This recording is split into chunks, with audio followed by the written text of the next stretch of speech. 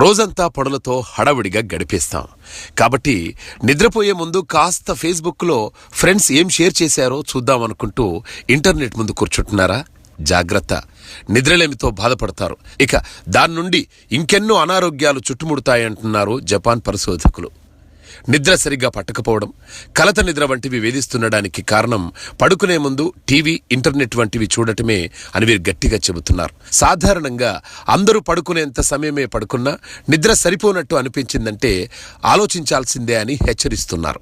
ఎక్కువగా TV, internet ముందు గడిపే వారికి, గడపని వారికి మధ్య నిద్రపోయే సమయం పెద్దగా తేడా లేకపోయినా నిద్రలో నాణ్యత విషయంలో మాత్రం భారీగా తేడా ఉంటుందో అని తేలింది. వీరి అధ్యయనంలో 5,000 మందిపై చేసిన ఈ అధ్యయనంలో ఇంటర్నెట్ సౌకర్యం అందుబాటులో ఉన్న వారిలో చాలా మంది నిద్రకు ముందు ఇంటర్నెట్ వాడుతున్నట్టు తేలిందట.